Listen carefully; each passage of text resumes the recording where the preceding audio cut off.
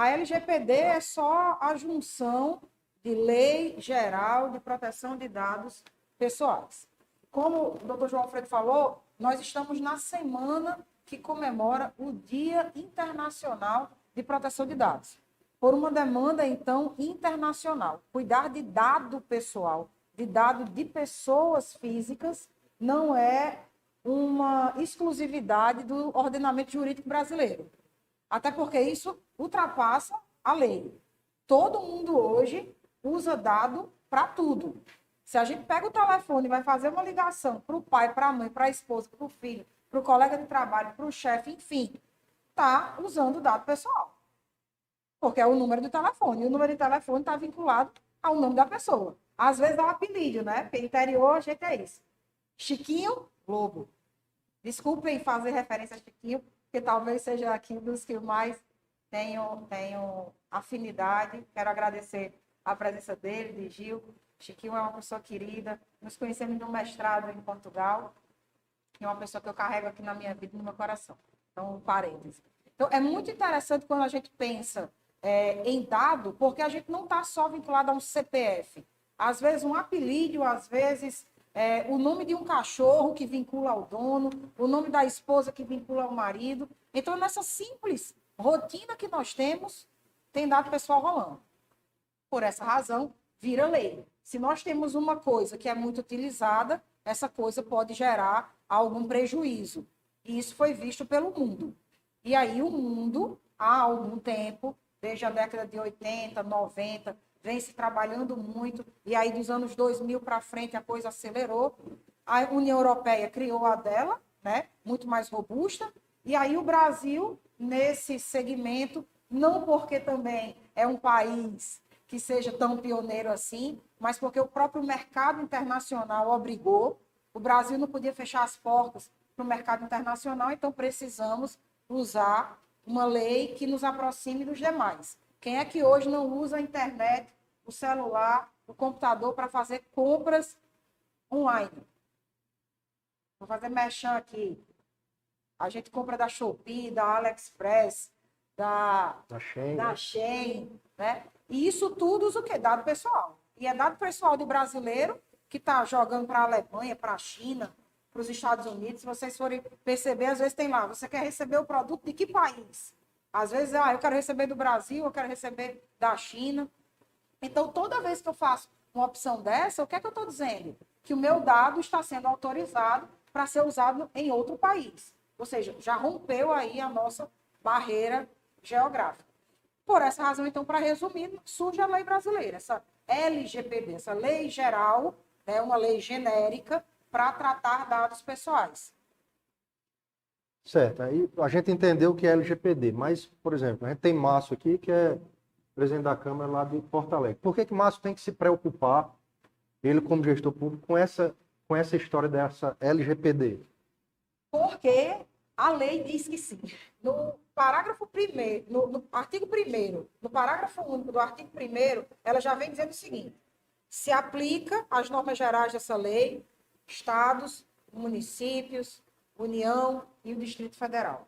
O que quer dizer? Que essa é uma lei que também esses entes precisam atender. Câmara Municipal está dentro do universo da administração pública. Existem artigos dentro da lei específicos para dizer que a administração pública, não diferente de uma empresa privada, deve cuidar dos dados pessoais. Acredito, né, quem é aqui da administração pública, que não me diria um tipo de atividade que não use dado pessoal.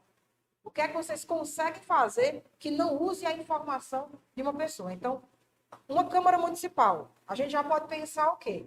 O nome e o cadastro completo de todos os vereadores, o cadastro de todas as pessoas que fazem parte dos seus gabinetes, os contratos que essas instituições firmam com outras instituições. A Câmara Municipal também tem o seu portal da transparência. E o que é que o portal da transparência ele faz? Entrega informação. Nessa entrega de informação, entrega informação também de pessoas. O salário dos servidores públicos estão aonde? No portal da transparência. Então, uma Câmara Municipal, uma prefeitura, A administração indireta, o Demutran, usa o quê? Dado pessoal. Então, a administração pública ela não pode fugir da responsabilidade de pensar o que devo fazer, então, com essas informações pessoais que estão sobre a minha administração, sobre o meu poder. A lei, ela diz isso, que o dado pessoal ele deve ser protegido, inclusive pelos órgãos públicos. E essa lei ela é de 2018, não é isso? É uma lei de 2018 e muita gente tem a seguinte dúvida e tem o seguinte questionamento. É uma lei de 2018, como o doutor Clinton falou, ainda está pouco falado, mas ela já está em vigor, eu já tenho que me preocupar, existem sanções, existem penalidades, como é que é isso? Então, a lei é a 13.709 de 2018. Como ela vem inspirada em legislação internacional, assim como aconteceu na União Europeia, ela teve 2 anos para entrar em vigor. Então, em 2020, em agosto de 2020, a lei entrou em vigor. O que significa dizer que o prazo para que a iniciativa privada e a administração pública se adequasse já passou. Tudo bem, ninguém ainda bateu a minha porta. Por quê? Porque realmente existem sanções. Não são penas, não é crime não atender a LGPD. São sanções administrativas. Tanto as empresas privadas como a administração pública podem ser penalizados por não utilizar adequadamente os dados, ou seja, por desrespeitar a privacidade. Porque a lei ela diz que nós devemos respeitar a privacidade das pessoas. Mas na administração pública, a gente tem uma curiosidade. Muitas informações pessoais não são privadas, são públicas. Voltando para a nossa história do portal da transparência. Só vai para o portal da transparência, ou pelo menos só deve ir, informações que são do interesse público. Porém, por, às vezes, uma deficiência no conhecimento, por um cuidado a menos, o portal da transparência ele termina sendo transparente demais em informações que não precisariam. Exemplo, vou informar o custo com viagem de algum servidor. Se eu tenho o nome completo do servidor e a matrícula dele, por que eu também tenho que dizer o CPF e o RG? Então, já aconteceram casos que Detran foi um caso super conhecido. Os dados de todas as pessoas que estavam no Detran foi exposto por um ataque cibernético. Por que eu estou dizendo isso? Que é esse o cuidado que a administração pública deve ter. Porque hoje existe uma sanção que se o dado que está em poder da administração pública, ele vaza, ele sofre um incidente, a administração pública ela pode ser sancionada. Não em pecúnia, porque a lei ela fala que a administração, a iniciativa privada, pode pagar multa de até 50 milhões de reais. O poder público não. Mas, quais seriam as sanções para o poder público? Uma delas, e talvez uma que preocupe muito, é a improbidade administrativa. Eu posso, e a lei diz que pode, aplicar uma penalidade utilizando a lei de improbidade para penalizar a administração pública ou o administrador, dependendo de como aconteça. Porque ela também diz que vai buscar o causador do dano. Se for uma pessoa física, essa pessoa física, em conjunto com a administração pública, ela irá responder. Então, nós temos uma lei que foi criada em 2018, que passa a valer a partir de 2020 e que de 2020 em diante, a qualquer momento, pode bater a porta. Não sei se vai ser a pergunta, mas já adiantando um pouquinho. Por que ela pode bater a porta?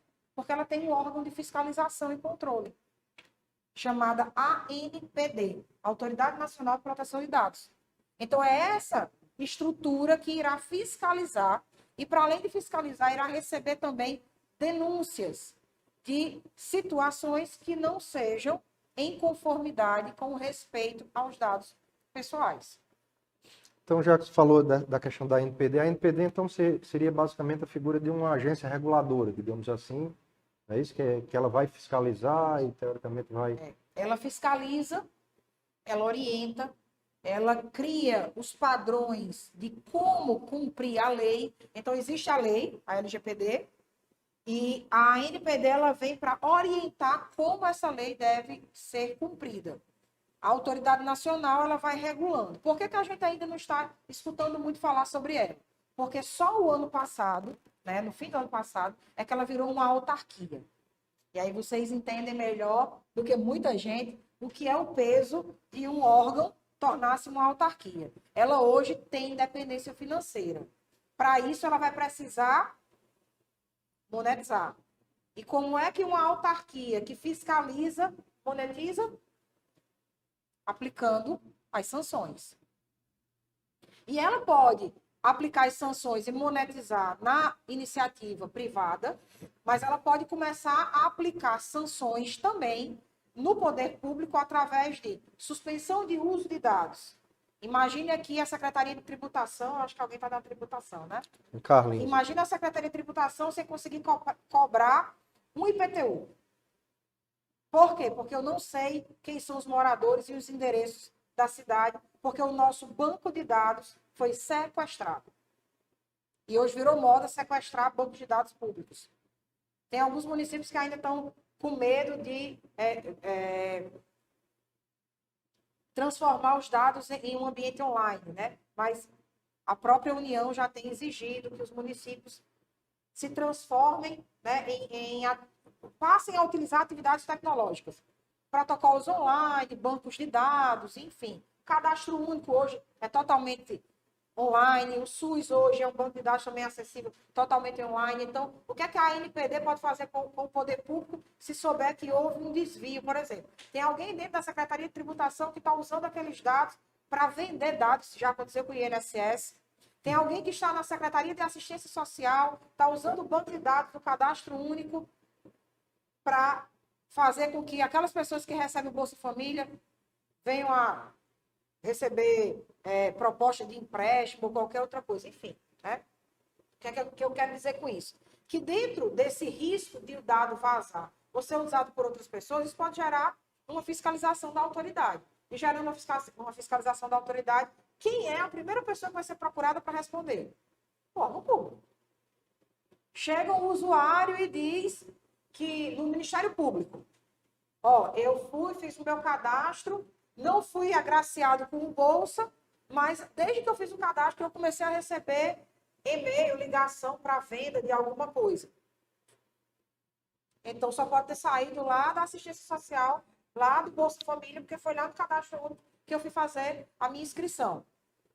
O primeiro que vai ter que prestar contas de como é que esse cadastro está sendo feito, se esse computador que está vinculado com a União e tem pelo menos um antivírus, se esse computador tem pelo menos um backup, tudo isso tem a ver com essa lei que manda cuidar dos dados pessoais. Tudo isso comanda dessa lei. Eu achei uma coisa interessante, você falou da ANPD, né, da agência, da autoridade, mas se é uma lei, a lei está em vigor, o Ministério Público é fiscal da lei. Se houver uma denúncia, a gente trazendo para o fato que eu falei da Câmara Municipal, por exemplo. Há uma denúncia de alguém de que a Câmara não está fazendo o tratamento adequado desses dados. Vai até o Ministério Público. O que pode acontecer em razão disso? Por exemplo, a gente tem, eu faço assessoria em algumas câmaras e a gente já teve a situação de algumas que fizeram parceria com o ITEP para emitir RG. Sei. E o que é que aconteceu? Em um momento X, o sistema do ITEP foi invadido. E desse sistema invadido, caído, enfim, o sistema, até hoje ninguém ficou muito sabendo o que é que aconteceu, alguém pode ter se beneficiado de um grupo de informações. E isso vamos conjecturar que cai no Ministério Público e o Ministério Público vai investigar. Na hora que o Ministério Público vai investigar, ele tem autonomia para reportar para a autoridade. E dizer, porque hoje existe um site, existe todo um protocolo que você vai e reporta a sua denúncia. Qualquer cidadão, qualquer pessoa pode ir lá e fazer a denúncia. E o Ministério Público pode, como fiscal da lei, chegar lá e denunciar. Existem indícios de que naquela atividade em conjunto da Câmara X, com o ITEP e tal, vazaram informações, essas informações estão na Deep Web, na Dark Web, que são ambientes digitais e que nós, os seres humanos normais, não frequentamos muito, mas é lá onde os crimes cibernéticos acontecem. A autoridade vai vir até aquela Câmara para poder entender, ok, como é que funcionava essa parceria? Qual é o sistema? Como é que vocês alimentam essas cédulas de identidade? Então, esse é um caso real, aconteceu. Né? Aconteceu de que o sistema foi invadido, dentro desse sistema alguém pode ter se beneficiado com aquilo, do jeito que aconteceu com o Detran, enfim. Então, o Ministério Público ele pode pedir explicação. E como é que se explica aquilo que não se conhece? Eis a questão, e por isso que também a gente está aqui hoje, para conversar sobre isso. A importância de se esclarecer, a importância de conhecer, a importância de estudar, a importância de mudar a cultura desse ambiente público. A gente sabe que boa parte do ambiente público ele é composto por efetivos ou por comissionados. Se eu tenho a maior parte de efetivo, eu até consigo ter uma sustentabilidade daquela rotina. Mas se eu tenho lugares, como a gente sabe que também existem câmaras municipais, que quase que 100% dela é feita de comissionados, a cada 4 anos essa estrutura muda. E a estrutura mudou. Pronto. Perdeu todas aquelas informações e faremos o quê? Então, quando a gente muda a cultura, a gente não tem que ter um pensamento de mudar a cultura, tanto de quem faz parte daquela rotina administrativa, mas de todo o cenário. Porque todas aquelas pessoas, em algum momento, podem voltar para ali. São usuários que vão até a Câmara, são os próprios servidores que, enquanto Câmara, são servidores públicos, mas em outro momento pode ser um cidadão que precisa daquele serviço. Então, a gente precisa atacar muito hoje no sentido de educar. A estrutura pública ela precisa mudar esse pensamento de que eu só preciso dar curso para os colaboradores. Ah, se eu trabalho com assistência social, então eu só vou falar e capacitar sobre SUAS. Se eu trabalho com o Demutran, eu só vou falar sobre cursos vinculados ao trânsito. Se eu trabalho na Câmara Municipal, eu só vou falar sobre processos legislativos. Não, eu preciso passar a mudar o pensamento e a cultura de que eu preciso ter cursos de treinamento voltado para gestão. Tudo isso é administrado por alguém. Existe um corpo que tem que atuar para que a continuidade do serviço público também exista. Então, a gente fala na autoridade, e uma das coisas que ela mais pede, mesmo a lei tendo entrado em vigor em 2020, ela ainda vem batendo nisso. Eduquem, treinem, capacitem os servidores, os colaboradores, para que a gente consiga, quando chegar aí, ter um mínimo de um feedback, de um retorno, de que vocês sabem o que estão fazendo. Porque pode acontecer, como já aconteceu, tem alguns lugares que o abastecimento de águas é através de SAAI, não é COSERN, né? E no estado do Rio Grande do Norte, não é CAERN, perdão. E no estado do Rio Grande do Norte, a gente já teve situação de SAAI não conseguir pagar a sua folha, porque os dados, né, todos os dados administrativos foram sequestrados. E eles ficaram por mais de um mês sem conseguir fazer o repasse dos servidores do SAAI, porque não tinham simplesmente acesso, então não sabia qual era a conta. Não tinha como fazer o processo de pagamento da folha. Então, é muito importante que, e a autoridade, ela busca ainda muito. Então, hoje, ela já tem cartilha para serviço público, ela já tem cartilha para empresas privadas, já tem cartilha para os agentes de tratamento, né, porque tem algumas figuras que são específicas da lei. Então, é educar, treinar. Isso daqui é um estímulo. O que a gente está fazendo hoje é tentando trazer aqui, plantar uma semente da curiosidade. O tempo está passando. Então, é importante que esse conhecimento ele seja aprofundado, seja cada vez mais buscado. Inclusive, a NPD ela tem várias, até no próprio site deles, né, tem várias cartilhas, orientações de como o gestor público deve agir, né? E voltando para isso, qual a solução? Porque assim, a gente diz, pode ser penalizado, pode haver algum tipo de sanção, mas o que fazer, então, para que nada disso aconteça e tudo flua bem? Como a lei ela traz sanção, ela também traz o que ela vai fazer para poder aplicar a sanção. E uma dos alertas é de que tudo é feito por doses, né? Existe uma dosimetria, existe um passo a passo. Então, a primeira coisa que ela pede é busquem trazer o conhecimento para os processos. Então, que processos? As atividades, as rotinas. Se a gente está falando da administração pública, cada órgão, cada instituição precisa conhecer a sua rotina. O autoconhecimento. Ninguém vai em busca de um remédio se não achar que está sentindo uma dor. E a gente, às vezes, só sente que está doente quando para se analisar, ou então quando cai durinho em algum lugar. Então, o que ela diz é isso. Passem a observar a rotina e passem a criar estratégias para educar para trazer conhecimento para os ambientes públicos. Então, o primeiro passo para evitar uma dor de cabeça é buscar o conhecimento. Como 2020 já passou 2021, já passou 2022, já entramos em 2023 e existe uma expectativa de que a partir desse ano a autoridade nacional ela fique mais enérgica com relação ao poder público e à iniciativa privada. Então, precisa de um passo mais acelerado. A gente já teve o tempo em que capacitar e treinar por si só já estava bom.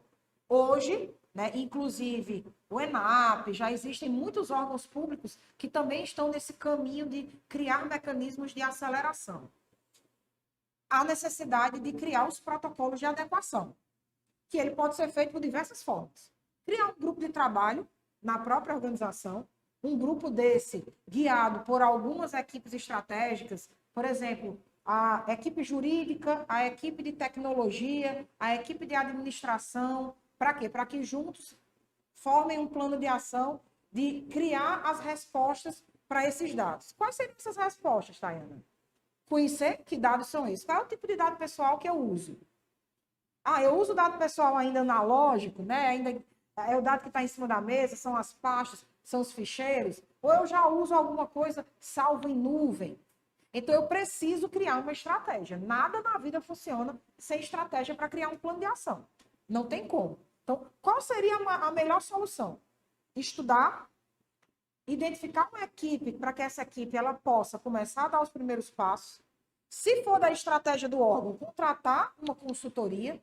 Se não for da estratégia, dar cursos dentro dessa equipe que já pertence ao órgão, para que essa equipe consiga trazer as respostas internamente.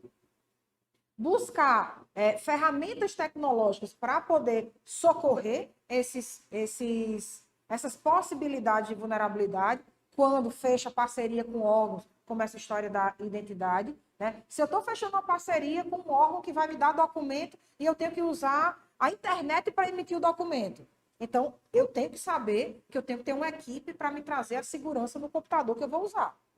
Eu vou levar as cédulas para serem assinadas em Natal. Já pensou? Sair de Pau dos Ferros com um malote cheio de documento de RG para ser assinado em Natal? Um documento desse, só um parênteses, uma carteirinha dessa em branco vale ouro no mercado negro para criar identidade falsa. Então, a melhor solução hoje para a administração pública é começar a entender quais são os seus riscos, e a gente só consegue entender riscos se a gente começa a estudar os riscos.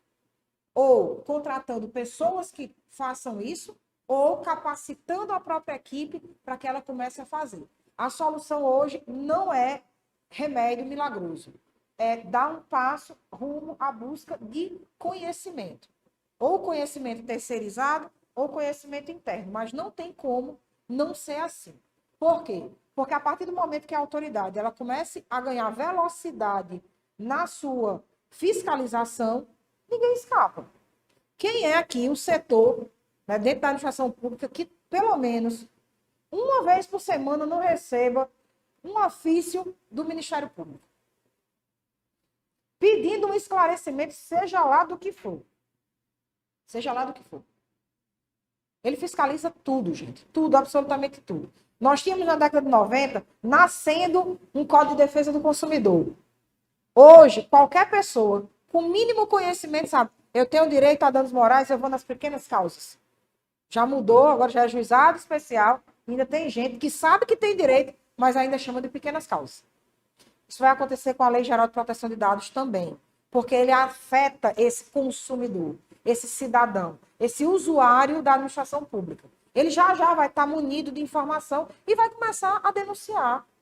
Vai denunciar porque o IPTU chegou errado, vai denunciar porque o cadastro único não funcionou do jeito certo, vai funcionar porque o benefício tal não chegou, vai denunciar porque, enfim, a multa chegou e o carro não era o meu, vai denunciar por tudo. E são dados pessoais que a administração pública está utilizando. Então, a gente não tem como escapar dessa realidade, desse contexto. Né? Não tem como escolher. Então, assim, quanto tempo eu tenho, então, para me adequar? Não tem mais tempo.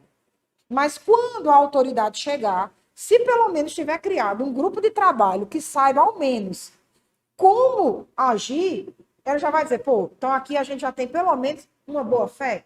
Então hoje, talvez o melhor caminho seja buscar uma forma de evidenciar a boa fé da administração pública no uso dos dados pessoais. O resto vai se criando estratégia com o tempo para ir resolvendo. O primeiro passo é demonstrar a boa fé de que quer atender às necessidades da lei. Então, acredito que a palavra-chave aí seria agir, não é isso? Agir. Tomar uma atitude. Mas assim, você falou aí da tributação, né? Me veio aqui, falou sobre o Código de Defesa do Consumidor. Então, digamos, a gente estava analisando a questão do poder público basicamente dentro da seara administrativa, né? Improbidade. Mas digamos que um contribuinte se sinta lesado de alguma forma em razão do vazamento dos dados, enfim. Então ele pode, com base na LGPD, buscar uma indenização, por exemplo, do município em razão do... Pode, porque eu brinco muito dizendo que hoje a LGPD ela virou cereja de bolo. Já existia o Código de Defesa do Consumidor, já existia as leis trabalhistas, já existia as leis administrativas. Aí o que a LGPD fez? Ela chegou para fortalecer todo mundo. Então, por exemplo, a administração pública ela não pode ser multada pela ANPD em pecúnia, né? Não pode ser aplicada a ela uma multa e que a administração pública vai pagar. Dentre algumas controvérsias, algumas pessoas dizem que isso ainda vai ser possível mais adiante, mas hoje o que se tem de consenso é que a administração pública não paga multa à ANPD. Porém, se qualquer cidadão se sentir lesado e quiser acionar o judiciário, dizendo que o seu dado ele foi usado indevidamente, vai se abrir uma ação judicial para investigar, né, enfim, para levantar os fatos e as provas, e se for identificado que vazou da administração pública aquele dado, perfeitamente possível que o poder público ele seja condenado a pagar uma indenização com base na LGPD, o que não é a multa da ANPD. A ANPD ela fiscaliza a nível administrativo. Então, eu digo que é uma cereja no bolo porque o cidadão ele passa, né, a ter milhões de possibilidades de ter sanado de ter sanado o seu dano ou de ter sanado a sua dificuldade. Então, é possível que seja acionado o judiciário para que uma indenização seja aplicada. Mas tem que ter o devido processo legal, né, sentença e tudo mais. E é interessante porque a gente sempre foi acostumado no nosso dia a dia a gente passar nossos dados, né? Por exemplo, vocês assinaram uma ficha, uma lista de presença, que é a coisa mais comum em qualquer lugar que vocês chegam, né? Só que essa lista, não sei se vocês observaram, inclusive pode até repassar para todos, existe um texto. Alguém leu antes de assinar? Existe um texto no cabeçalho. Existe um texto no cabeçalho. Alguém leu? Então, propositadamente, essa lista foi passada para que vocês assinassem, e a grande maioria, isso é normal. Por exemplo, a gente até estava comentando antes, abaixo assinado, não é isso? Você sai colocando seus dados, joga na internet, e você não sabe muitas vezes onde é que esses dados vão parar, quem vai utilizar isso, né? E isso é uma prática comum, e foi feita propositadamente para que vocês percebam na pele como isso é muito fácil de ser desvirtuado, né? Então, assim, é interessante que passe aí a lista novamente por vocês, para que vocês dêem uma lida, ver o que consta aí. Hoje em dia, muitas vezes nos sites que vai se comprar, já tem um novo padrão, né, para que vocês preencham, enfim. Mas aí a doutora pode falar um pouco melhor sobre isso. A primeira coisa que tem nessa lista você não é obrigado a colocar o seu nome na lista. E aí vocês colocam o nome, o órgão, né, a cidade de onde vocês vieram, o órgão que você pertence, seu WhatsApp. Então, quando a gente diz que a ANPD pede, solicita, suplica, né, que estudem, né, que treinem, que capacitem, é para a gente mudar essa cultura que nós temos de simplesmente entregar os nossos dados.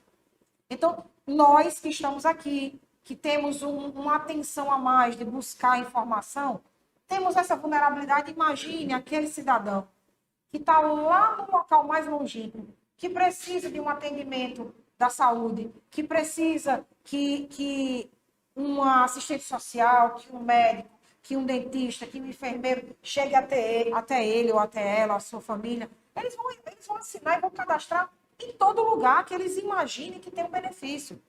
Nós temos uma parcela muito carente da população que possui dados que qualquer bandido simples aí na internet usa para criar um cartão de crédito, para comprar um carro importado. Então, essa lei ela não vem só para buscar preservar a nossa privacidade aqui, não. Perdão. É a privacidade também daquela pessoa que não consegue se defender, que tem os seus dados assim entregue, né? Entregue e trocado por nada. A gente chega na farmácia hoje, por favor, o seu CPF para você conseguir um desconto. Agora eu quero saber quem danado já ganhou esse mega desconto porque deu o CPF na farmácia. E o interessante é porque foram dados básicos aí, né? Nome, órgão, telefone. Mas se tivesse pedido CPF, muito provavelmente a grande maioria teria colocado, não teria questionado. Se tivesse pedido outro dado, teria colocado. E normalmente é isso que acontece, né? Saem perguntando e o pessoal vai formando. Olhando também essa listinha, vocês vão ver que a gente diz que o seu dado ele vai ficar conosco por um tempo. Por quê? Porque a lei diz que eu não posso usar um dado pessoal para o resto da vida, a menos que exista uma justificativa para tanto. Por exemplo, na educação, se os dados das crianças que passaram por uma escola, que passaram por uma faculdade, forem eliminados, traz um prejuízo gigante, porque lá na frente, daqui a 10, 20, 30 anos, eu posso querer uma certidão do meu histórico. Então, esse dado ele precisa ser guardado sem tempo determinado, né? Para sempre. Mas existem outros dados que não. Então, a lei ela diz que aqueles dados que não existe uma lei dizendo que ele precisa ficar por um tempo, por exemplo, quem é aqui da área trabalhista, alguns dados precisam ficar 20 anos, alguns 5 anos, alguns, enfim. Nunca gostei muito da área trabalhista, não, mas eu sei que tem essa história aí. Então, se eu tenho uma lei que diz que eu preciso ficar com aquela informação por um tempo X, a gente fica com ela por esse tempo X. Se não diz, as instituições precisam eliminar o dado depois de um tempo, porque não faz sentido ficar guardando. Então, eu fiz questão de colocar aí para que vocês vissem que o básico, que é muito simples, está aí. Em poucas linhas. Em poucas linhas. Me consinta ter o seu dado. Se você quiser desistir, tem dizendo também como é que você desiste. Olha, não quero mais que vocês guardem a minha informação. Aí vocês vão mandar para o e-mail do encarregado de dados, porque é uma figura que deve existir para cuidar dos dados, né? Você tem várias informações que a gente precisa passar, não estou aqui para enchê-los de muita coisa, mas, por exemplo, a gente precisa entender aqui o que é que a lei exige de todos os órgãos. Um encarregado, ou seja, uma pessoa, que pode ser uma pessoa física ou uma pessoa jurídica, mas uma pessoa, vamos falar que seja uma pessoa física, para que ela traga a segurança dos dados, para que ela resguarde, para que ela seja o mediador dessa segurança, o encarregado de dados. Então, essa pessoa, se alguém tiver uma queixa, encaminha para ela. Não vai encaminhar para o presidente da Câmara, não vai encaminhar para o prefeito, não vai encaminhar para o governador, para o presidente da OAB, não vai encaminhar para nenhuma autoridade, vamos dizer assim. Vai encaminhar para aquele encarregado, que ele que tem a responsabilidade de tratar dessas informações. Porque a lei diz que existe um controlador, que é quem estaria no topo da tomada da decisão, um operador, que é quem usa o dado ali pelo próprio nome, para operacionalizar, e o encarregado para reparar isso. Então, esse encarregado é uma figura que está prestando contas do que está usando. Ele é o que fica ali sabendo se quem está usando o dado está usando direito. Então, por isso que a gente colocou aí. Quer desistir? Quer que a gente não use mais o seu dado? Manda um e-mail dizendo: não quero mais que os meus dados sejam usados para esse contato. E nós somos obrigados a fazê-lo. Não sendo assim, com 5 anos se elimina. E é importante que se elimine. Então, a lei ela vem para criar uma rotina de segurança. Porque se eu ficar com esse dado por mais de 5 anos, eu esqueço dele. E se eu esqueço, qualquer pessoa pode usar e eu nem sei. Então, outra coisa que a gente tem que acabar, tá? Na história do arquivo morto. Porque de morto ele não tem nada. Ele está, no máximo, dormindo. Acabou, não quero mais usar. Dados do município aqui, que eu não... Sei lá, tem 30 anos. Tem alguma lei que manda ficar com esse dado ali? Não tem. Se não tem, elimina. E hoje a gente consegue até fazer sustentabilidade, ajudar pessoas jogando coisa fora. Né? Posso vender papel, entulho e virar sustento de uma família de catadores ou que participe aí de uma coletividade, né, que recicla papel. Então, tudo hoje a gente pode fazer e não necessariamente para estar sujando o meio ambiente. Vou eliminar papel e posso estar trazendo um benefício para alguém. E é interessante, pessoal, que aqui está aberto, certo? Então, caso vocês vão surgindo algum tipo de dúvida aqui, como eu disse, a minha função é ir tentando facilitar e fazer questionamentos. Eu acho que Y tem uma pergunta que ele... Vai? E assim, você falou uma coisa interessante, por exemplo, tem um prazo, né, para se utilizar isso. Mas, por exemplo, trazendo para a questão da tributação, o contribuinte ele está ali anualmente para se receber. Como é que trabalha isso? Existe um prazo para isso? Então, Aí tem uma certa diferença, né? Como é que... Porque, na verdade, a lei ela não diz qual é o prazo, certo? Não existe, a LGPD não trouxe um prazo para eliminar coisa nenhuma. O que ela disse é, se existir uma legislação específica dizendo como esse dado deve ser guardado, reutilizado, porque existe assim como a gente nasce, cresce, reproduz e morre, existe o ciclo de vida do dado. Coleta, processa, reutiliza, até o momento que eu descarto ou deixo ele impossível de ser acessado, que a gente chama de anonimizar. Isso aqui é de uma forma bem resumida. Então, vamos dizer, se a tributação ela precisa reutilizar, como é que eu vou descartar uma coisa que eu estou constantemente usando, ou periodicamente usando, ou de forma sazonal? Então, o que vai prevalecer são as normas específicas.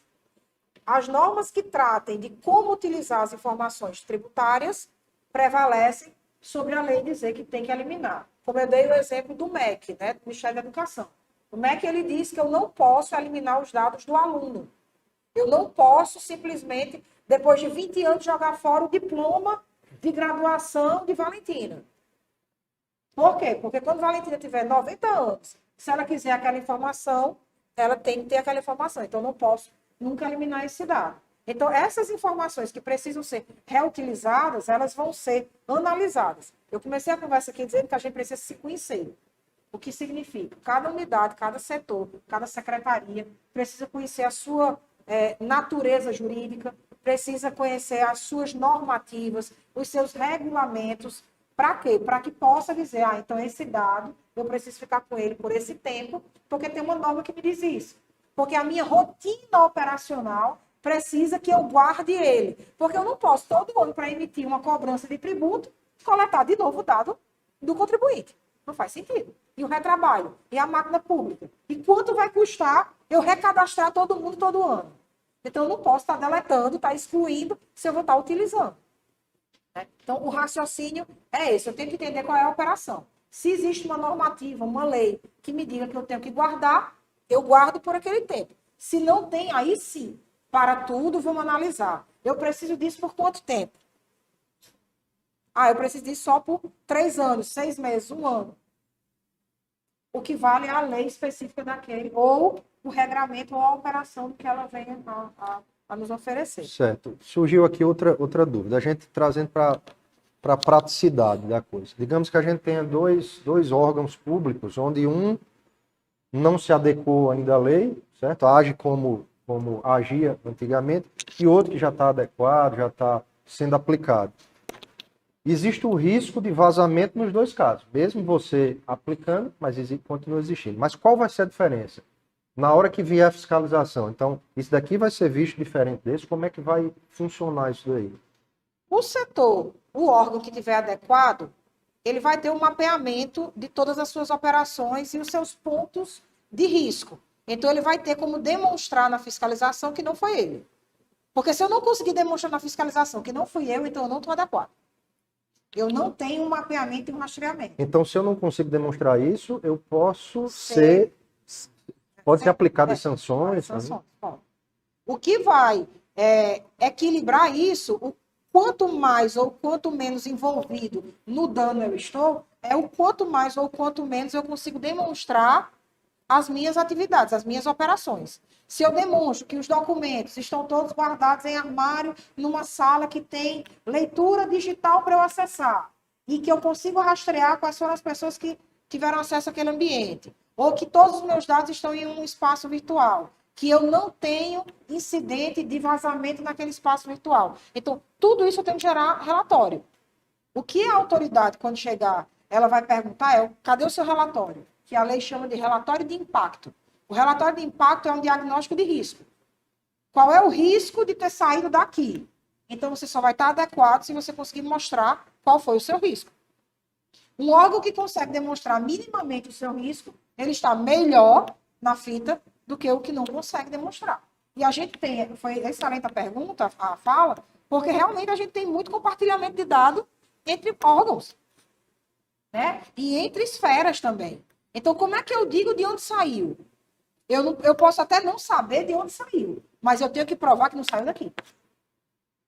E isso eu consigo com mapeamento, com tecnologia, muitas vezes, e muito mais do que tudo isso, com mudança de comportamento, com atividades que eu possa evidenciar o que foi feito.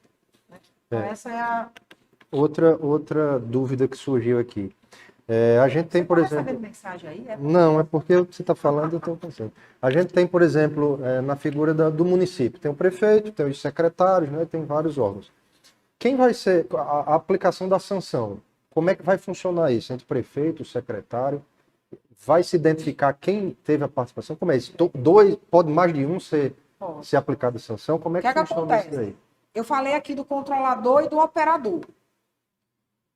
Quando a gente vai fazer um planejamento de adequação, a primeira coisa que tem que ser feita, identificar os agentes. Então, a gente vai identificar quem é o agente no cenário município. Quem é o agente controlador? O município. Quem responde pelo município? Prefeito, a prefeita. Então, quem é o operador? Pode ser a estrutura das secretarias. Quem responde pelas secretarias? Os secretários. Quando vier uma possível fiscalização e identificação de um incidente que precise ser sancionado, a gente vai olhar lá onde foi pré-estabelecido. Quem são os agentes? Isso aconteceu na Secretaria, sei lá, de Saúde. Foi um vazamento num setor de cadastro, sei lá, de prontuários da UPA tal. É impossível dizer que o prefeito, como controlador, tinha acesso a um dado cadastrado da UPA. Então, eu vou olhar essa situação em concreto, vai levantar esses pontos para saber. O secretário também sabia? A nível de operador, a gente tem os suboperadores também. Quem foi responsável por isso? Se identificou que foi uma falta de controle interno, cada um vai responder dentro da sua irresponsabilidade. O que é importante a gente dizer? Não existe uma responsabilidade propriamente objetiva. A responsabilidade, ela vai ser avaliada. Cada um responde na medida e na proporcionalidade da sua falta de atenção. Por isso que isso tudo que a gente está falando aqui é uma lei, gente, mas uma coisa que vocês precisam botar na cabeça. Tudo isso é gestão, é governança. Certo? Então, por que eu estou dizendo que a gestão é governança? Porque a gente precisa de controle interno. Esse controle interno é o que vai ser capaz de dizer em que nível houve o dano. Se houve a nível básico ou se houve a nível mais superior. Então, pode ser que o prefeito, como controlador, responda? Pode, mas pode ser que não responda. Né? Se for identificado que houve uma estratégia do topo errada, lógico que ela desce cadeia. Mas eu posso. E como é que eu me livro, Taína? Mostrando o que é que o município, a Câmara Municipal, fez para se blindar. Ninguém é responsável, eu não posso ser responsável pelos atos de João Alfredo. A menos que ele seja subordinado a mim e que eu tenha o dever de fiscalizá-lo. E eu tenho que fazer o monitoramento do que ele está trabalhando. Imagine um estagiário. O estagiário está ali para cumprir ordem. E se ele fez bobagem e o chefe não viu, o responsável é o chefe. Ele pode até ser responsabilizado a nível civil, né, entrar com ação de reparação contra ele por um ato dele. Mas a nível de autoridade de proteção de dados, a nível de LGPD, é o chefe que responde. Porque o estagiário só estava fazendo o que o chefe mandava. Então, a gente precisa entender qual é o grau de responsabilidade sobre o fato. Vai ser investigado, vai ser provado. O processo de fiscalização, ele diz que é dado o direito de contraditório. Se houve uma denúncia, essa denúncia obrigatoriamente tem que ser fiscalizada, tem que ser investigada, tem que saber exatamente de onde partiu. Então, não é nada aleatório, né? Não é nada aleatório. E como é que está funcionando hoje a ANPD, né? A autoridade que fiscaliza isso daí? Pode ser feita uma denúncia? Olha, o site ele melhorou agora, fim do ano, agora, do fim para o início do ano, eles deram uma modernizada, ficou mais intuitivo. Você entra, tem um espaço lá no site da NPD para fazer a denúncia de suspeita ou de evidência de incidente.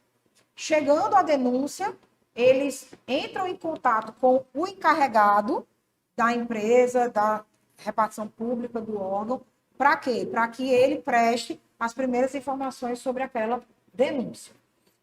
E aí existem os setores para ser feita essa fiscalização, eles se comunicam prioritariamente via online, mas eles podem vir presencial, se eles entenderem necessário, mas boa parte do relacionamento é virtual, manda e-mail, responde e-mail, é tudo protocolado no sistema SEI do governo, né? E aí você vai dando essas informações e eles vão cada vez pedindo mais outras informações, né? Eu já tive um cliente que passou por incidente e a gente passou, ainda está passando, né? Ainda temos essa necessidade de prestação de contas. Enquanto eles não se sentem satisfeitos com as explicações sobre a possibilidade de pessoas serem atingidas por aquele vazamento, por aquela má utilização do dado, eles vão perguntando. Se por fim eles entenderem que você não respondeu, que você pode estar escondendo alguma coisa, eles vêm e a lei e o regulamento posterior à lei diz que eles têm autoridade para levar o seu computador. Lembra da história da Polícia Federal chegando e carregando? Funciona do mesmo jeito. Eles podem chegar, pegar o computador, as máquinas e levar, ou pegar o arquivo, fiscalizar toda a estrutura de documentação. A autoridade nacional ele tem esse poder de chegar e dizer quero ver e vocês não podem, nós, né? Não podemos dizer que não. Então, como você disse, acredita que agora em 2023 a ANPD ela vai estar mais incisiva Mais nessa incisiva. fiscalização, vai começar... Tá tendo, aumentou o número de colaboradores para ajudar, eles precisam de fiscalização, então precisam de pessoas, né? Tem melhorado cada vez mais as orientações em como os agentes agirem, né? Se posicionarem diante dos dados pessoais e trabalham muito, estão batendo muito ainda em mecanismos de conscientização, para que cada vez mais essas pessoas envolvidas possam trazer respostas mais ágeis. E uma das coisas que eles têm dificuldade é, por exemplo, pedir explicação sobre o fluxo do dado. Alguém aqui, se recebesse hoje um e-mail dizendo que é da Autoridade Nacional de Proteção de Dados, saberia responder sobre qual o fluxo de dados do seu setor?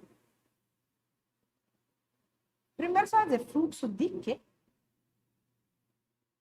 Então, eles precisam que os órgãos também se capacitem e busquem o conhecimento até para trazer as respostas que eles precisam. Já pensou? Saiu uma equipe de Brasília para fazer uma fiscalização na Câmara Municipal de... Qual foi a Câmara? Porto Alegre. Porto Alegre.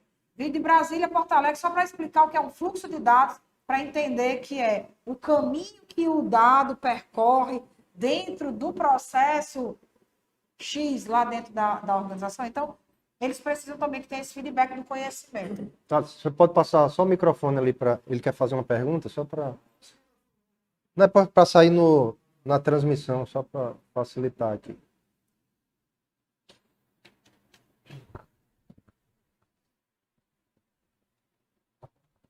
Boa noite. Você falou sobre clima, sobre governança, sobre sustentabilidade. Com relação à minha organização, por exemplo, o setor público ou privado, para fazer, se eu fizer adequação só com a parte de normatização e documentos, eu já estou adequado à LGPD? A pergunta é excelente, porque tudo vira comércio, né? Enfim, a gente vive do mercado. E como é uma lei, então muita gente tem a impressão, e é bom esclarecer, né, na casa dos advogados isso. A LGPD é uma lei, mas para que a gente consiga a adequação, não é possível só com norma, só com papel. Por isso que eu falei aqui em tecnologia, que eu falei em computadores. Um advogado que não tenha conhecimentos tecnológicos, ele não vai poder chegar para o cliente dele e orientá-lo a fazer um backup ou criar um desenho de nuvem em Azure ou então fechar as portas para um ransomware. Não tem um código que explique o que é ransomware, o que é Azure, o que é nuvem. Então, para que a gente possa dizer que a instituição pública ou privada ela esteja adequada, ela precisa de uma atividade multidisciplinar. A lei, ela diz que precisa ter uma estrutura de governança de dados. O que é que eu preciso para fazer a governança de dados? De uma equipe jurídica que entenda das normativas, de uma equipe de TI, porque eu posso ter uma tecnologia que me prevaleça, uma tecnologia que me traga vulnerabilidade. Muitas vezes uma equipe até de contadores, porque se eu estiver me referindo a uma unidade que seja contábil, que trate com informações de números, de repente eu posso precisar de contadores. Então, trazer só papel, o termo de consentimento, trazendo para a realidade aqui dessa fichinha. Essa ficha que a gente passou aqui, essa lista de inscrição, ela é um documento. E ela vai ser arquivada como um documento. Mas eu posso digitalizá-la, eliminar o documento físico e ela passa de um ambiente físico para um ambiente virtual. Então, eu vou precisar de alguma tecnologia para dizer que aquele documento está seguro. Então, não só com documentos eu consigo adequar uma instituição. É uma atividade multidisciplinar que envolve documentos, estratégias, tecnologia. Por isso, envolve o que a gente chama de compliance, que é conformidade, que são as normas, os regulamentos. A gente precisa de governança, porque é a parte administrativa, é o feedback das atividades administrativas, e a gente precisa de tecnologia, porque são as formas que nós temos também de trazer segurança para onde esse dado esteja sendo tratado. Né? Só lembrando novamente, está aberto aqui a pergunta, Alguém certo? tem mais alguma... Até porque a gente já está chegando. Nobre Elvis, lá de São Miguel.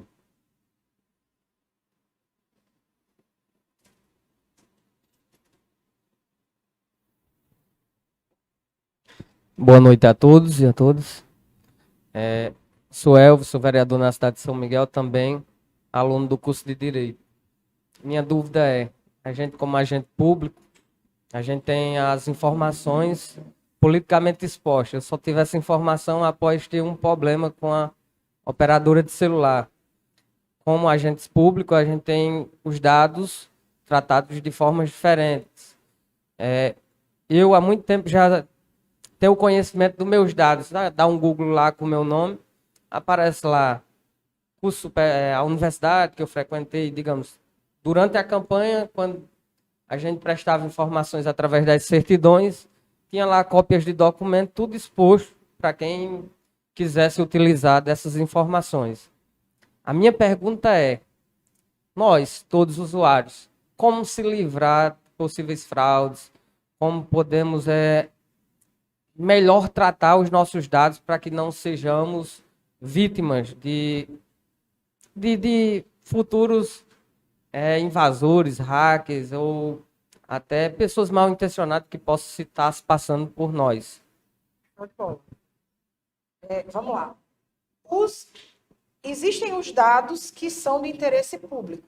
Quando nós nos disponibilizamos a concorrer a um cargo, né, político, né, um cargo público, nós somos de interesse da população. Então, algumas informações, até para que gere transparência e credibilidade, precisam estar expostas. Acontece, como eu falei, isso é muito híbrido. Às vezes eu estou como agente público, mas às vezes eu sou um cidadão. E aí, o meu dado como cidadão? É por isso que é importante que o setor público e o setor privado, ele se adequem e ele busque mecanismos de proteção para essas informações. Porque na hora em que... Qual é o problema? O problema não é usar meu dado pessoal. O maior problema é que quando esse dado pessoal ele cai na rede, nesse universo que não tem freio, né, que deve ter freio, porque existe muita legislação para isso, mas é um universo, às vezes, que parece que não tem dono, essas informações elas começam a ser cruzadas. E quando cruza, pronto, aí sabe seu telefone, sabe sua faculdade, sabe sua casa. Então, a partir da gente, do cidadão, o que é que a gente precisa fazer? Primeiro, não sair preenchendo todo o cadastro que aparece na nossa frente sem saber por quê. Segundo, procurar conhecer essas instituições que a gente entrega a nossa informação como cidadão, né? Porque a lei diz o seguinte, o dado que eu ponho, né, que eu publicizo, que eu ponho em poder de outras pessoas por minha vontade, eu não posso dizer que não fui eu. Ah, uso minha rede social e coloco onde eu moro, onde eu vou, onde eu estudo, com quem sou casada, o que eu faço, enfim, eu jogo minha vida ali. Aí depois eu vou dizer, eu não quero que as pessoas saibam, então não coloque. E as informações que são obrigatoriamente públicas, elas devem ser tratadas no ambiente público. Então, eu quero ter acesso ao dado do vereador. Eu tenho que dar um Google para saber disso? Não. Eu tenho que entrar nos sistemas de cadastro público. Então, os órgãos públicos, eles precisam começar a estruturar essa liberação de informação para que ela não fique acessível em qualquer lugar. Para eu dar um Google e saber de todo mundo. Eu quero saber de um vereador, então eu vou até a Câmara Municipal. Eu quero ter uma informação a mais, faz o cadastro de acesso à informação. Por quê? Porque aí só vai ter acesso àquela informação quem tiver um interesse manifesto. Porque quando a lei de acesso à informação, ela diz que a informação ela tem que ser pública, ela não está querendo dizer que você tem que botar ela no Google. Como não é para dizer que eu tenho que sair liberando o cadastro de Serasa de todo mundo para todo mundo acessar. O que é público deve ser acessado em bancos públicos. O que é privado deve ser acessado em ambientes privados. O que nós temos hoje, e é esse o processo da própria autoridade, é criar essa segurança, ou pelo menos incentivar a segurança, para que cada um faça a sua lição de casa. A partir do momento em que eu tenho no site de uma prefeitura, de uma Câmara Municipal, todas as informações indiscriminadamente abertas, qualquer pessoa pode fazer um cruzamento, né? Quem entende um pouco mais de tecnologia, e sair pensando aquilo. Quem é que nunca fez pesquisa no Jus Brasil? Acho que qualquer civil fez isso. Quem é estudante de direito, então nem se fala. Advogado para fazer pesquisa. Se você for pesquisar hoje, ele tá com algumas mudanças.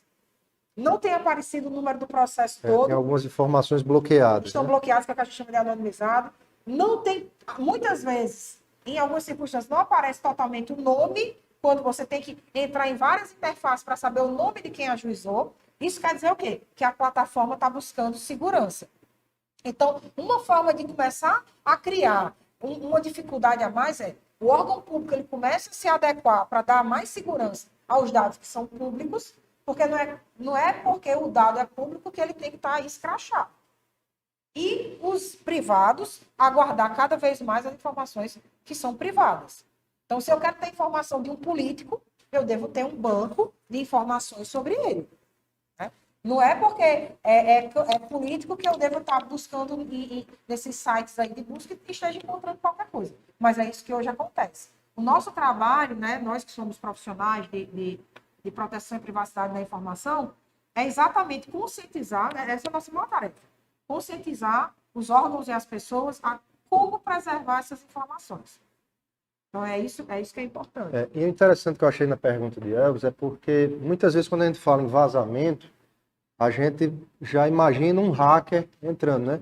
Mas, assim, como você mesmo falou, dados valem dinheiro, né? Então, às vezes, pode ter uma pessoa mal intencionada, como você falou, vê lá uma lista com vários nomes, pega aquela lista, vende por alguma forma, e quem é advogado, e quem não é também sabe a quantidade de pessoas hoje em dia que estão com o nome com restrição, porque alguém em algum momento pegou aquele CPF, aquele nome e fez uma compra indevida, enfim. Então, a questão é agir, é prevenção, é começar a pensar que a lei ela já está em vigor, em algum momento pode ser. Nós temos pode acontecer algo. nós temos, falando nessa questão de prevenção, no trabalho da conformidade, né, de colocar as coisas nos conformes, de colocar as coisas nos trilhos, detecção para prevenção e só depois uma remediação, ou seja, uma punição. Então, a primeira coisa que a gente tem que fazer é detectar quais são as nossas vulnerabilidades, como administração pública, identificar o nosso cenário. Identificando, a gente consegue se prevenir, criar esses mecanismos de proteção. Porque se a gente não consegue detectar e prevenir, naturalmente você vai precisar de uma remediação em algum momento, de uma sanção em algum momento. E nós também, como servidores públicos, como agentes públicos, as organizações públicas, precisam, e precisam muito, conhecer, porque elas também podem criar mecanismos de sanção internamente. Pô, se eu estou investindo em uma adequação, eu não posso permitir que o meu colaborador, né, que um servidor, se utilize de uma informação privilegiada para sair, né, causando um problema para a nossa organização. Então, internamente, criar procedimentos administrativos para que esses responsáveis não só sejam responsabilizados pelos órgãos, mas internamente. É um ato da administração fiscalizar os seus colaboradores. Né? Alguém tem mais algum questionamento? Porque aqui, como a gente falou, a ideia não era tomar muito tempo, a gente já está chegando mais ou menos 1 hora, né? Eu acho que deu para dar o recado. Eu sei que é né? muita coisa, então se tiver alguém lembrou de um fato, não é uma Fala, aula. de repente, seu Instagram, né? Quem quiser seguir aí, se puder dizer, até porque É. às vezes pode ter algum tipo Tá, vamos lá. de dúvida. A gente usa bastante as redes sociais. Esse papelzinho que vocês receberam tem um QR Code, jogando aí consegue ver tudo, mas o Instagram tanto consegue me encontrar como Tayana_Macedo ou CLAT, C-L-A-T, compliance, que aí vai ter os nossos trabalhos.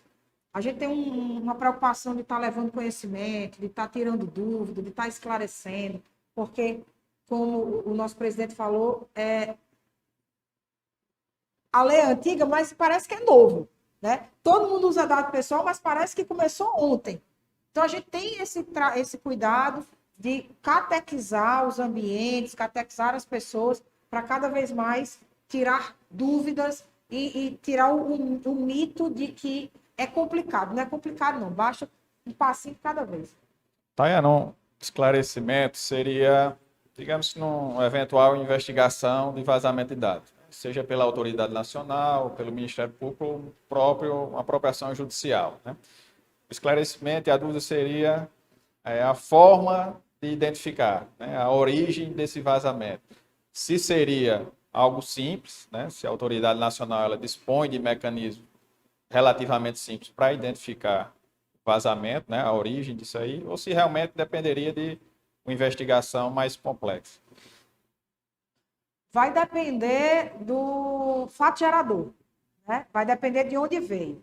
Se a gente tem um incidente que vem de um ambiente físico, documentos são mais fáceis de ser, né, identificados. Se vem de tecnologia, ele passa a ter uma dificuldade a mais. Hoje a Autoridade Nacional, e ela tem investido muito em capacitação e em aquisição de equipamentos. Às vezes é mais fácil identificar quando é tecnológico, porque se rastreia, né, às vezes um código-fonte, com mais facilidade. E às vezes com uma investigação de uma apuração, interroga algumas pessoas estratégicas, a gente consegue melhor. Então, o caso em concreto é que vai nos dizer se vai ser mais difícil ou vai ser mais fácil. Por exemplo, tem um caso que ficou famoso, o caso da Carolina Dickmann, né, que por isso criou uma lei e tal. Então, chegou, não se teve tanta dificuldade de chegar a quem conseguiu capturar as imagens dela. Mas, às vezes, é difícil, porque tem tecnologia que faz com que a pessoa está no Brasil, mas maqueia um IP para dizer que está na China. Isso aconteceu com o STF. Né, Então, vai depender do caso em concreto. A autoridade ela tem investido em tecnologia e em ativo humano para fazer as investigações. O nosso judiciário ainda tem uma dificuldade. Né? A gente ainda tem juízes, por exemplo, com pouco até interesse, sabe? Às vezes eu acho, de se capacitar mais nesse sentido, e aí precisaria de um apoio técnico externo para poder ajudar, mas eu sou otimista, eu acredito que a coisa está melhorando com o tempo. Dependendo da situação é mais fácil e dependendo da situação requer um pouco mais de tecnologia. Mas em todo caso, eu particularmente acho que com boa vontade se resolve muita coisa. Porque mesmo que precise de tecnologia, a gente sabe que dentro do poder judiciário, é muito mais fácil você quebrar um sigilo, é muito mais fácil você conseguir uma intimação, uma oitiva de alguém para poder esclarecer. Né? Então, a gente sabe que quando existe um empenho, então a gente torce muito para que o Poder Judiciário se irmane com a autoridade para dar mais subsídio e a gente consiga cada vez mais solucionar o problema desses incidentes. Quando o incidente é no setor tecnológico, dá um pouco mais de trabalho, porque requer um pouco também mais de tecnologia. Mas também isso vai depender do caso a caso. E aí entra, só um parênteses, para alguns advogados, que de repente depois possam até escutar, é onde entra também a questão da advocacia defensiva. A própria advocacia hoje, ela tem buscado uma estrutura de preparar a defesa dos seus clientes, porque o cliente pode ser uma pessoa física, uma pessoa jurídica, buscando também tecnologia para isso, não só esperando que o judiciário ajude. Então, a advocacia defensiva tem sido muito, muito boa hoje nessa seara de buscar solucionar esses problemas que a gente, às vezes, precisaria que o judiciário nos desse o suporte. Aproveitando, lembrei de uma situação, isso aconteceu inclusive antes mesmo da lei, antes de 2018, mas eu lembrei agora. Tem um colega advogado, e nós advogados guardamos muitos dados, né, de clientes, tudo. E esse colega, ele tinha os dados de um cliente, né, os arquivos lá do escritório, e um funcionário do escritório pegou um cliente específico, os dados, e fez o financiamento de um veículo. E, de repente, o cara descobriu isso e foi o problema para o escritório. E, assim, como é que esse advogado ele deveria agir nessa situação? Excelente a sua lembrança de fazer essa colocação, porque a gente tem uma corrente de colegas advogados que dizem que a LGPD não se aplica à atividade da advocacia. Quando a gente sabe que nós somos extremamente vulneráveis no uso de dado pessoal. A gente não precisa estar pedindo consentimento do cliente para assinar uma procuração, mas nós temos a responsabilidade sobre a salvaguarda desses dados. Então, o colega advogado, que porventura tenha dados vazados por colaboradores, ele é responsável como controlador daquelas informações e o colaborador dele, né, como operador dos dados. Então, ele tanto pode ser acionado judicialmente para responder por aquilo, ou até criminalmente, porque existiria aí também a questão da fraude, né? E a autoridade nacional, ela facilmente iria sancionar, porque o advogado está na seara privada.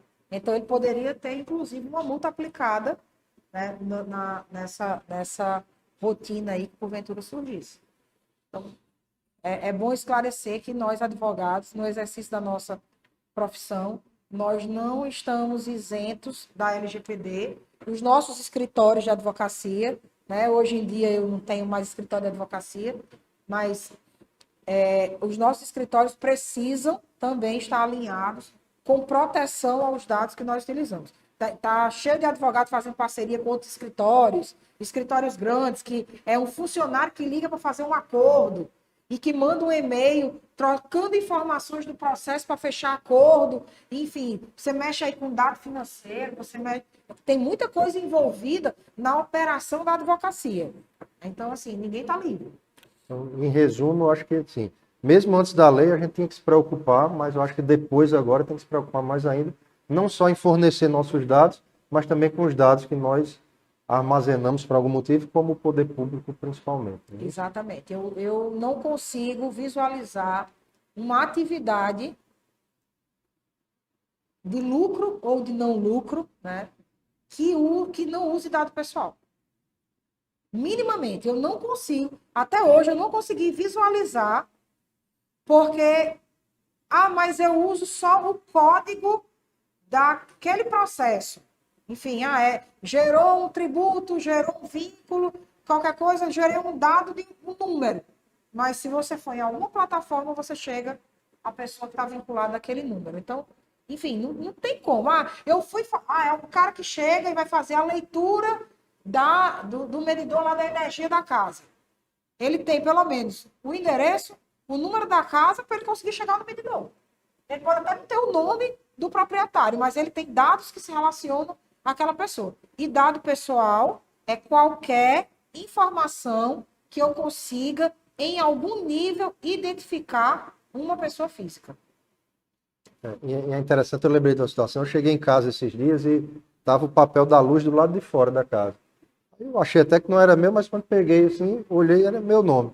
Aí tem meu nome, tem meu CPF, tem meu endereço, né? E estava no meio da rua. E tava na rua, né? Isso é um incidente, tá?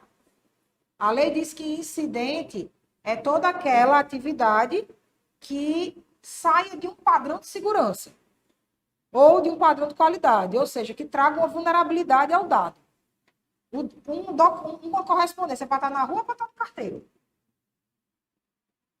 Né? Então, está todo mundo hoje exposto a um incidente. Agora, tem incidentes maiores e incidentes menores. Né? Incidentes que replicam numa sanção e incidentes que não. Mas uma situação dessa. Já pensou em entregar a correspondência, uma cobrança de luz? A luz está atrasada. No lugar de ir para minha casa, vai para a casa de Chiquinho. Aí Chiquinho jurava que eu era uma pessoa que pagava as contas em dia. Aí já vai lá e a veaca, né? Já, pronto. Já causou um dano, já causou uma vulnerabilidade, já causou um incidente, porque a cobrança foi parar no lugar errado. Pessoal, gostaria de agradecer, eu acho que chegamos à nossa hora, né? Acho que deu, como eu falei, deu para dar o recado. Agradecer a doutora Tayana Macedo pela disponibilidade, se deslocou de Natal para cá. Agradecer ao doutor Clinton também pela gentileza aqui, quando a gente trouxe a ideia, aceitou de imediato.